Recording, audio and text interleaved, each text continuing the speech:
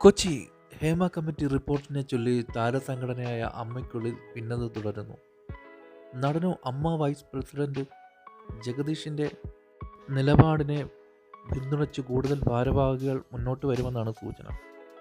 വേട്ടക്കാരാരായാലും പേരുകൾ പുറത്തു വരണമെന്നും അഴിക്കുള്ളിലാകണമെന്നും അമ്മ എക്സിക്യൂട്ടീവ് അംഗവും നടിയുമായ അൻസിബ ഹസൻ ഏഷ്യാനെറ്റ് ന്യൂസിനോട് പറഞ്ഞു. ബംഗാളി നടിയുടെ ആരോപണത്തിൽ ഇരയോടൊപ്പം നിൽക്കുന്നുവെന്നും തെളിവുണ്ടെങ്കിൽ മുഖം നോക്കാതെ നടപടി വേണമെന്നും അൻസിബ പറഞ്ഞു.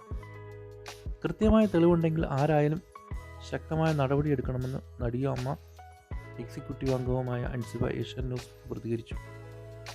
ഇരയുടെ കൂടെ നിൽക്കണമെന്ന് മാത്രമേ ചിന്തിക്കുകയുള്ളൂവെന്നും അൻസിബ പറഞ്ഞു. ഹേമ കമ്മിറ്റി റിപ്പോർട്ടിലുള്ളത് ഒറ്റപ്പെട്ട സംഭവമല്ല. ഇത്രയും സ്ത്രീകൾ പരാതി പറഞ്ഞിട്ടുണ്ടെങ്കിൽ അതിൽ വസ്തുതയുണ്ടാകും. റിപ്പോർട്ട് ഗൗരവത്തോടെയാണ് കാണുന്നതെന്നും ഉത്തരവാദിത്തപ്പെട്ടവർ വേട്ടക്കാരുടെ പേരുകൾ പുറത്തുവിടണമെന്നും അൻസിബ കൂട്ടിച്ചേർത്തു.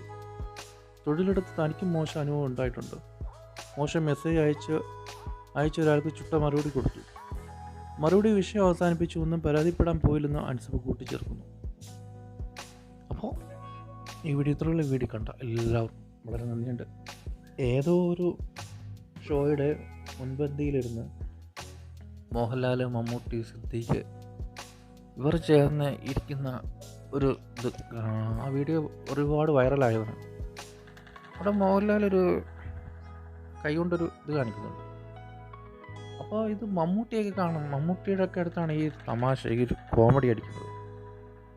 ചക്ക എന്നൊക്കെ പറഞ്ഞ് ഭയങ്കര ചേട്ടനെ പോലെയാണെന്നൊക്കെ പറഞ്ഞിട്ട് അങ്ങനെ ഒരു തമാശ ഇവർ 3 പേര് ഇരുന്നടിക്കുമ്പോൾ ഷാരൂഖ് ഖാനൊക്കെ വന്നിട്ടുള്ള ഇതാണെന്ന്. അവിടെ ഷാരൂഖ് ഖാനൊക്കെ വരുന്നുണ്ട്. ഈ ഒരു കാര്യം അപ്പോഴേ എനിക്ക് ഇത് തോന്നിയിട്ടുണ്ട്, മമ്മൂട്ടിയൊക്കെ ഇങ്ങനെയുള്ള ആളാണോ നമുക്ക് ഡൗട്ട് അടിക്കുന്നത്.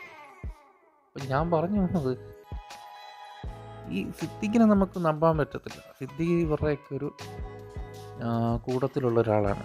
അതുകൊണ്ട് തന്നെ സിദ്ദീഖ് ഈ നടന്മാർക്കെതിരെ നിൽക്കുമെന്ന് എനിക്ക് തോന്നുന്നില്ല. തെറ്റ് ചെയ്തവർക്ക് എന്താ പറയുക, അത് എങ്ങനെയെങ്കിലും ഒതുക്കി തീർക്കാനേ നിൽക്കുള്ളൂ.